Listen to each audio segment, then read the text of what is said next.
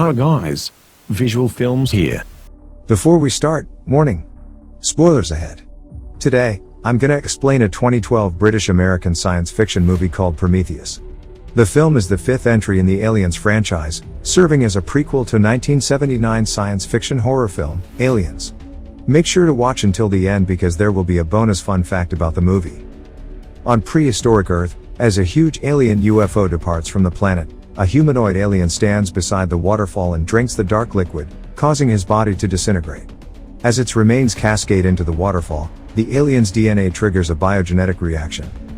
Later in 2089, two archaeologists, Elizabeth Shaw and Charlie Holloway, are doing an observation in a cave when they discover an ancient star map and consider it as an invitation from humanity creators, or they call it as engineers. In a large spaceship, the ship's crew makes the long journey sleeping in status while an android robot, named David, monitors their voyage. After 2 years, the ship suddenly stops and says that they have already reached the destination threshold, meaning that they have arrived at their destination. The first crew, or known as Mission Director, Meredith Vickers, has awakened and is approached by David, commanding him to wake up the entire crew. The crew then is presented a visual recording, showing Sir Peter Weyland, the CEO of Weyland Corporation, the man who gathered the funding to construct the advanced research vessel, named Prometheus, to find the engineers. The boss then introduces the archaeologists, who explains that archaeological digs from all around the world indicate the same pictogram, showing men worshipping giant creatures pointing into a star. From that, they then found a planet which is capable of sustaining life named LV-223, the planet that they just arrived at. The Prometheus lands near a large artificial structure in a valley. With 6 hours left of the daylight, the survey team starts to suit up and heads inside to explore. Using Mr. Fifield's advanced detector drones, they are able to picture the whole grid of the structure. They continue their expedition deeper and then discover a room with a hole inside it where the air is breathable as something is generating an atmosphere. David, on the other side, discovers green slime which contains many particles and makes some electric sound. He also presses a sequence of buttons to the wall, activating a recorded hologram which shows several engineers in spacesuits running from something. The survey team then chases the hologram and finds one of the engineers falls down in front of a door whose body is still there. The carbon reader indicates that the body has been laying there for more than 2,000 years. David attempts to open the door and they discover a room full of well-arranged cylindrical vases containing black liquid and paintings all over the wall. Suddenly, the control unit detects incoming silica storms and the survey team immediately starts to fall back. They also bring the dead engineer's head and David packs one of the vases. The team removes the helmet from the deceased engineer's head and manages to shock the head back to life momentarily before it explodes into pieces. Shaw then takes a DNA sample and analyzes it, discovering that the engineer has the same DNA as humans with a perfect match. David investigates the stolen cylinder and discovers the black liquid within. He secretly takes a drop of the liquid and intentionally infects Holloway with the substance by giving him a glass of champagne. Unaware of what is within his body, he engages in sexual intercourse with Shaw.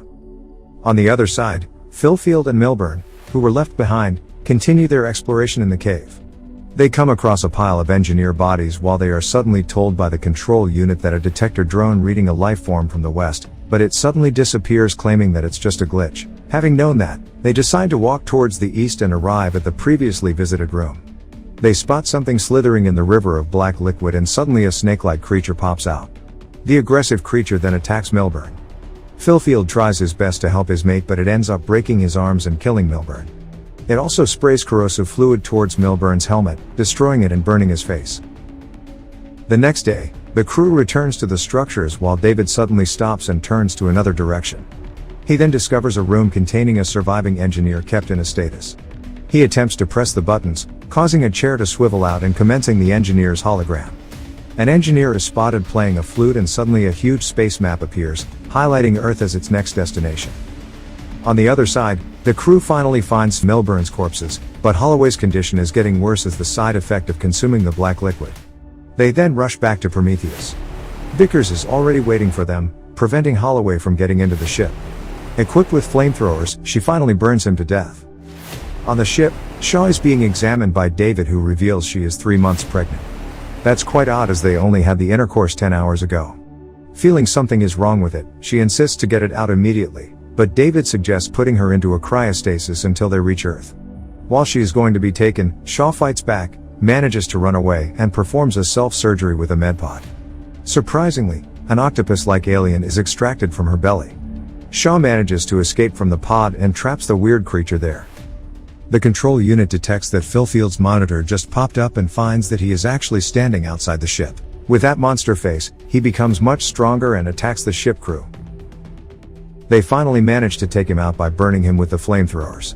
On the run, Shaw finds out that Wayland is still alive and was on the ship all the time. He explains that meeting the makers or the engineers could help him to cheat death in some way. But, Shaw urges that they must leave because the engineers are not what they are thinking, they kill people.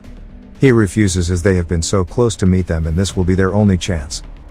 While dressing up, Shaw meets the Prometheus captain, Yannick, who speculates that this planet is not their home and the structure was part of an engineer military base that lost control of its biological weapon, the mutagenic black liquid.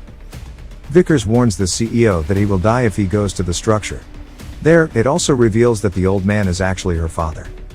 They then return to part of the structure David had visited before, coming across thousands of the cylindrical vases. Given the live stream from Shaw's camera, the control room discovers that the room is actually a spaceship. David reveals that the engineers were heading to the Earth to destroy humanity because, sometimes to create, one must first destroy. They attempt to awaken the surviving engineer. As he wakes up, David speaks to him to explain what Wayland wants. Unfortunately, the engineer responds by decapitating David, killing Wayland and team. Shaw manages to escape, but the engineer touches a ball of green energy, activating the spaceship and bringing out a weapon-like chair. He sets the course back to Earth to continue his mission to destroy humanity and the ship starts taking off. On the other side, Shaw urges Yannick to prevent the alien spaceship from flying even further. Convinced by Shaw, the captain manages to stop the ship by crashing it with the Prometheus, killing himself and his remaining crew. Only Vickers who manages to escape from the ship, ejecting in an escape pod. As the ship collides, it starts rolling in a perfectly straight line, killing Vickers as she fails to outrun it. It's quite funny to see Vickers' inability to run in a different direction. Barely surviving, Shaw makes it to wreck Prometheus and finds the alien offspring she had removed previously, now has grown to enormous size.